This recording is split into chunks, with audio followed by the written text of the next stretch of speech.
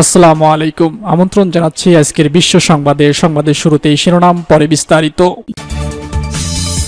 শুরুতে জানিয়ে দেব, সিউলের ব্লিংকেন বৈঠক চলাকালে ক্ষেপণাস্ত্র ছুড়ল উত্তর কোরিয়া। জানিয়ে দেব, এবার ন্যাটোর নাকের দরজায় চীনের ভয়ঙ্কর মরণাস্ত্র। এরপরে জানিয়ে দেব, ডোনাল্ড ট্রাম্পকে প্রেসিডেন্ট নির্বাচনে জয়ের স্বীকৃতি দিল মার্কিন কংগ্রেস। সর্বশেষ জানিয়ে দেব, মুসলিম দেশগুলোকে খণ্ড বিখণ্ড করার ঘৃণ্য ছক আঁকছে ইসরায়েল, ইরাকের প্রধানমন্ত্রীর হুঁশিয়ার। সিউলে ব্লিংকেনের বৈঠক চলাকালে ক্ষেপণাস্ত্র ছুড়ল উত্তর কোরিয়া। দক্ষিণ কোরিয়ার মাঝারি পাল্লার ব্যালিস্টিক ক্ষেপণাস্ত্র ছুড়েছে উত্তর কোরিয়া। পরীক্ষামূলক ক্ষেপণাস্ত্রটি যখন ছোড়া হয় তখন মার্কিন পররাষ্ট্রমন্ত্রী অ্যান্টনি ব্লিংকেন দেশটির রাজধানী সিউলে বৈঠক করছিলেন। এক প্রতিবেদনে এই খবর জানিয়েছে আল জাজিরা।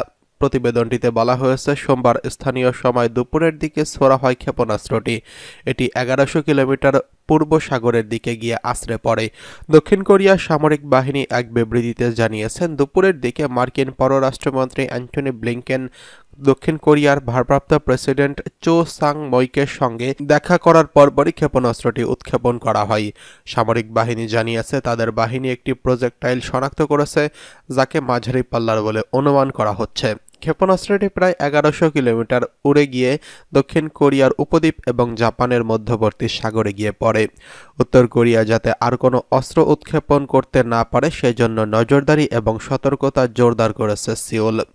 এদিকে ব্লিংকেন এবং দক্ষিণ কোরিয়ার পররাষ্ট্রমন্ত্রী চো তাই ইউল একটি যৌথ সংবাদ সম্মেলনে এই ক্ষেপণাস্ত্র উৎক্ষেপণের নিন্দা জানিয়েছেন। ওয়াশিংটনের শীর্ষ কূটনৈতিক ব্লিংকেন এটিকে জাতিসংঘের নিরাপত্তা পরিষদের একাধিক প্রস্তাবের আরেকটি লঙ্ঘন বলে অভিহিত করেছেন। 5 নভেম্বর পূর্ব উপকূলে কমপক্ষে 7টি স্বল্প পাল্লার ব্যালিস্টিক ক্ষেপণাস্ত্র নিক্ষেপ করার পর এটি উত্তর কোরিয়ার প্রথম মাঝারি পাল্লার ক্ষেপণাস্ত্র উৎক্ষেপণের ঘটনা। এদিকে ন্যাটোর নাকের ডগায় চীনের ভয়ঙ্কর মরণাস্ত্র। অস্ত্রের বাজারে নতুন খেলোয়াড়ের আবির্ভাব। যুক্তরাষ্ট্র ও ফ্রান্সের পাশাপাশি সেখানে পা দিতে শুরু করেছে চীন। আমেরিকার নেতৃত্বাধীন সামরিক জোট ন্যাটোর নাকের ডগায় অস্ত্র সরবরাহ করছে চীনের লাল ফৌজ। শুধু তাই নয়, তাদের দেওয়া হাতিয়ারের ভূয়সী প্রশংসা করেছেন সেখানকার সরকার। ফলে অস্বস্তি বেড়েছে ওয়াশিংটন সহ পশ্চিমী বিশ্বের। দক্ষিণ কোরিয়ার বলকান রাষ্ট্র সার্বিয়া প্রথম বিশ্বযুদ্ধের সূচনায়, যার নাম অতপ্রোতভাবে জড়িয়ে রয়েছে। 21 শতকে সেখানেই মোতায়েন রয়েছে চীনের আকাশ প্রতিরক্ষা ব্যবস্থা, এয়ার ডিফেন্স সিস্টেম, পোশাকি নাম FK-3। এই হাতিয়ারটিকে নিয়েই বড় ঘোষণা দিয়েছে বেলগ্রেড। বলা বাহুল্য, এরপরই আমেরিকা সহ পশ্চিমা বিশ্বের রক্তচাপ বাড়তে শুরু করেছে। বিদায়ী বছর 30 ডিসেম্বর সার্বিয়ার প্রতিরক্ষা মন্ত্রণালয় জারি করা এক প্রেস বিজ্ঞপ্তিতে বলা হয়েছে, চীনের তৈরি FK-3 এয়ার ডিফেন্স দেশের আকাশকে ভালোভাবে সুরক্ষা প্রদান করছে। এর সাহায্যে বিমান বাহিনীকে আরও বেশি শক্তিশালী এবং উন্নত করা হয়েছে। উল্লেখ্য, বেইজিংয়ের পিপলস লিবারেশন আর্মির হাতে রয়েছে HQ-22 ভূমি থেকে আকাশে উৎক্ষেপণ ব্যবস্থা। FK-3 এর রপ্তানিযোগ্য সংস্করণ বলে জানা গেছে।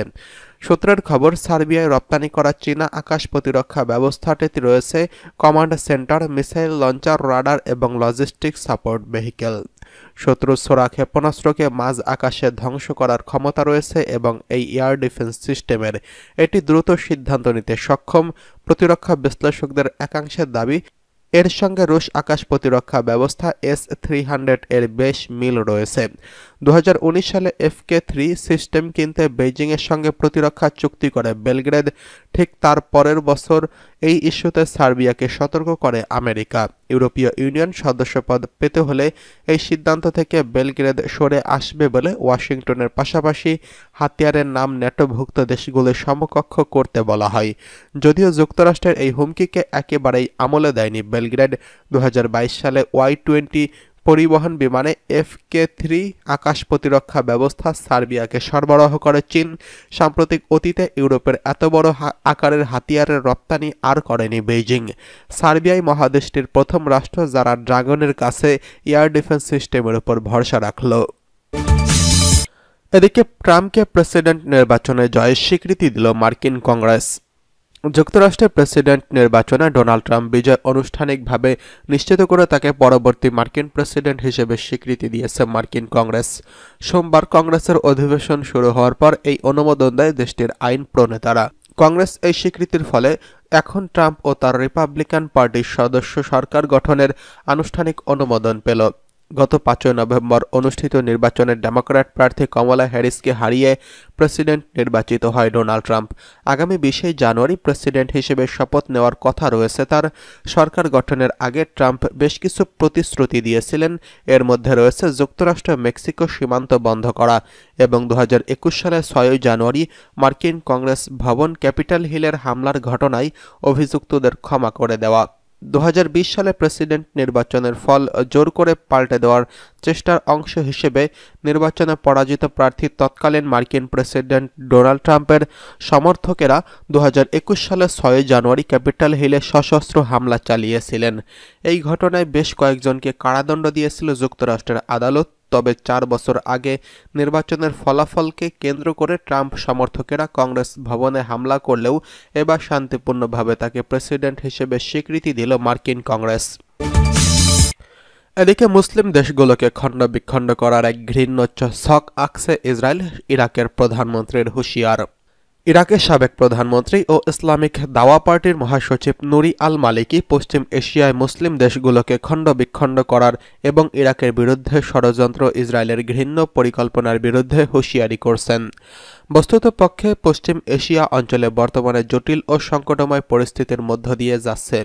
গাজা ও লেবাননের বিরুদ্ধে ইসরায়েলি আগ্রাসনের পর ইসরায়েল ও মার্কিন পরিকল্পনায় সিরিয়ার আসাদ সরকারের পতন ঘটে এবং বিস্ময়করভাবে সশস্ত্র বিরোধী দল সিরিয়া ক্ষমতা গ্রহণ করে।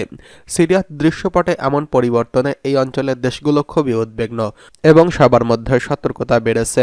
এমনই পরিস্থিতিতে নুরি আল মালিকি দখলদার ইসরায়েলের আরও আগ্রাসন এবং সীমানা পুনর্নির্মাণের পরিকল্পনার বিষয়ে কথা বলেছেন। তিনি বলেছেন, আশঙ্কা করা হচ্ছে যে এই অঞ্চলের ব্যাপারে শত্রুদের সবচেয়ে গুরুত্বপূর্ণ কৌশল হলো প্রথম ধাপে মুসলিম দেশগুলোকে ভেঙে ছোট ছোট দেশে পরিণত করা এবং পরবর্তী ধাপে সরকারগুলো প্রকৃতি পরিবর্তন করা এবং এই ধরনের কৌশল বাস্তবায়নে ইহুদিবাদী ইসরায়েল উপকৃত হবে। কারণ একদিকে বৃহৎ মুসলিম দেশগুলো খণ্ড বিখণ্ড হয়ে ছোট ছোট দেশে পরিণত হবে, অন্যদিকে এই ছোট ছোট দেশগুলোকে ইচ্ছামতো করে ইসরায়েল ও পশ্চিমাদের পথে পরিচালনা করা যাবে। অর্থাৎ এই দেশগুলোকে এমনভাবে আপোষ বা নতজানু করে চলতে বাধ্য করা যাবে যেমনটি বর্তমানে পারস্য উপসাগরীয় সহযোগিতা পরিষদের সদস্য দেশগুলোর মধ্যে আপোষকামী মনোভাব দেখা যাচ্ছে। এরই মধ্যে কিছু আরব দেশ ইসরায়েলের সঙ্গে সম্পর্ক স্বাভাবিক করেছেন এবং তারা আর ইসরায়েলের জন্য হুমকি বিবেচনা হচ্ছে না। এসব দেশে মার্কিন সামরিক ঘাঁটিও রয়েছে।